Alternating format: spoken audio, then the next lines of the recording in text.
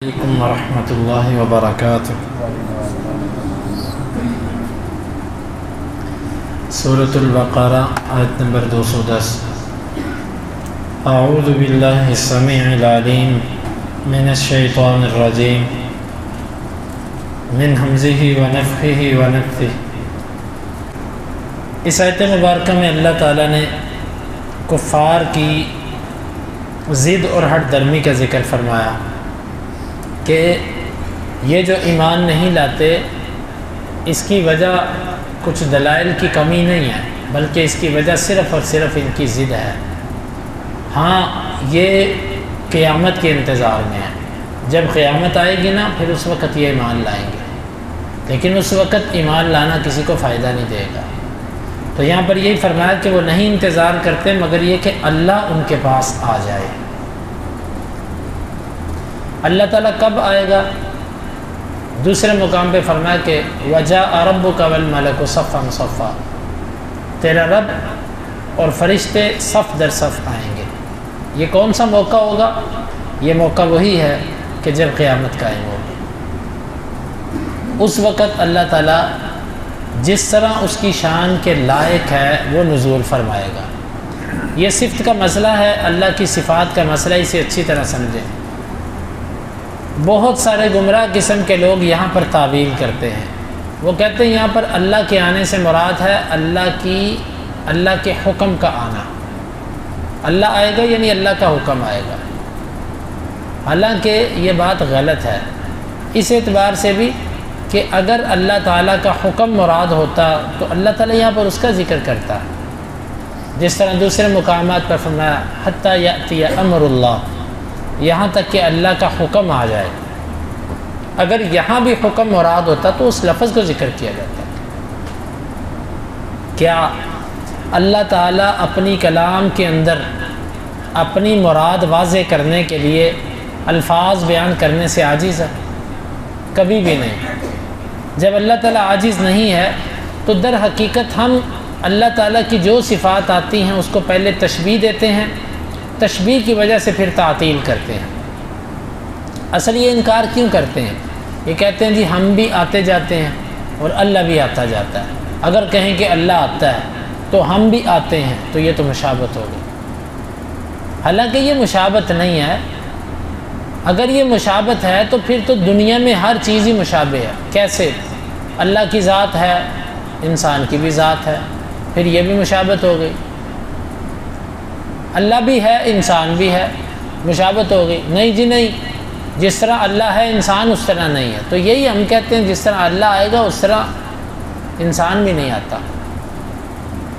اللہ تعالیٰ کی صفات جس طرح اس کی شان کے لائق۔ اہل السنہ کا لفظ میں جب بھی استعمال کروں اس سے مراد محدثین اہل حدیث ہوتے ہیں۔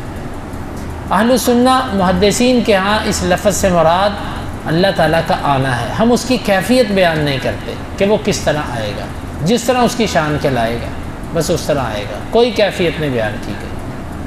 اور دوسری بات، اللہ رب العالمین آئے گا فی ظلل من الغمام،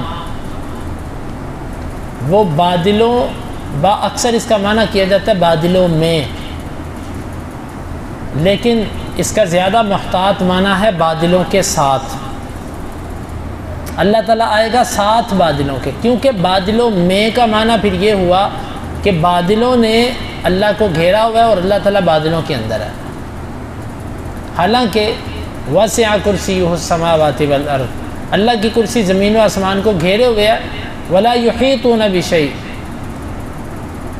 تو اللہ کو کوئی چیز گھیر نہیں سکتی، اللہ سب سے بڑا ہے، اللہ اکبر۔ تو بادلوں کے ساتھ، بادل اللہ کے ساتھ آئیں گے۔ یہ مطلب نہیں ہے کہ بادل میں اللہ تعالیٰ جو ہے نا وہ گھیرا ہوا ہوگا، ایسا نہیں ہے، بلکہ بادل آئیں گے اللہ رب العالمین کے ساتھ آئیں گے۔ یہ بادل کون سے ہیں؟ مفسرین نے وضاحت کی ہے کہ ان بادلوں سے مراد یہ بادل نہیں ہے، یہ سفید رنگ کے انتہائی خوبصورت قسم کے بادل، جس طرح کے بادل اللہ تعالیٰ نے بنی اسرائیل پر کیے تھے جب وہ اس میدان کے اندر تھے، میدان تی کے اندر، تو اللہ تعالیٰ نے ان کے اوپر سفید رنگ کے بادل کر دیے جو ان کو دھوپ کی تپش سے تو بچاتے تھے لیکن گرم سورج کی روشنی کو نہیں روکتے تھے۔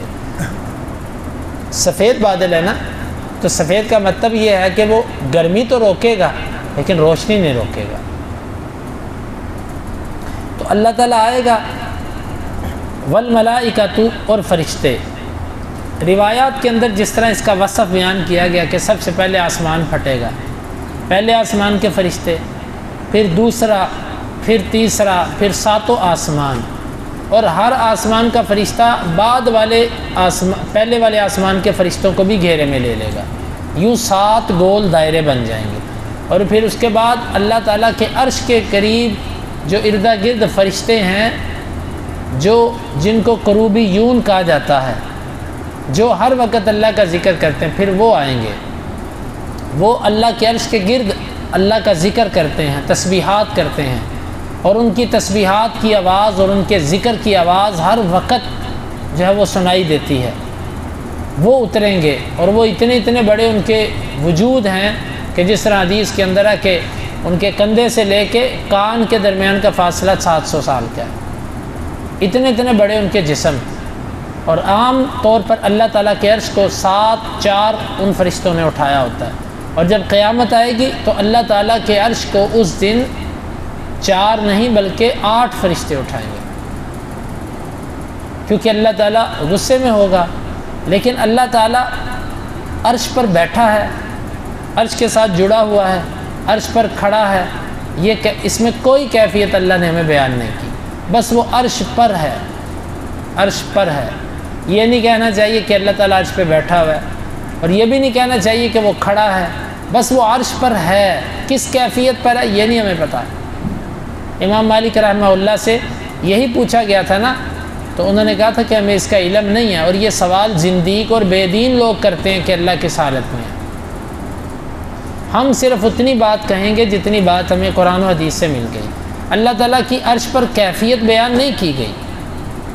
کل یوم ہوا فی شأن، وہ ہر دن ایک حالت میں ہے، لوگوں کے معاملات کی تدبیر چلاتا ہے، نظام چلا رہا ہے، لیکن اس کی حالت نہیں بیان کی گئی۔ والملائکۃ، اور فرشتے آئیں گے سب کے سب، وقضی الامر، اور معاملہ پورا کر دیا جائے گا۔ پورا کیے جانے سے مراد فیصلے کیے جائیں گے، یعنی سب چیزیں ختم کر دی جائیں گی، ساری مخلوقات اکٹھی کی جائیں گی،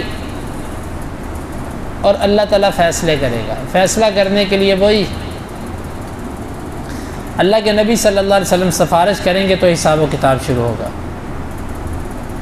وَإِلَى اللَّهِ تُرْجَعُ الْأُمُورُ، اور اللہ کی طرف سب کے سب معاملات لوٹائے جاتے ہیں، یعنی دنیا کے جتنے بھی معاملات ہیں یہ بالآخر لوٹ کر کس کے پاس جانے ہیں؟ اللہ کے پاس۔ اس میں ایمان والوں کو ایک قسم کا ڈراوا ہے، اور ساری انسانیت کو ڈراوا ہے کہ تمہارے یہ سب امور جو تم کرتے ہو اللہ کے سامنے پیش ہونی ہے۔ جس طرح بندہ کسی کو کہتا ہے یہ تمہارے سارے اعمال کی ویڈیو بنائی جا رہی ہے اور یہ صاحب کو دکھا دی جائے گی، وہ پھر آپ کے بارے میں خود فیصلہ کریں گے، تو تمہارے سب کے سب معاملات اللہ کی طرف لوٹائے جائیں گے، چاہے وہ تمہارے خلوت میں ہو یا وہ مجلس کے اندر ہوں، وہ جو ہے وہ پہلی زندگی کے ہوں، بعد والی زندگی کے ہوں، چھوٹے ہوں بڑے ہوں، سب کے سب اللہ کے سامنے پیش کیے جائیں گے۔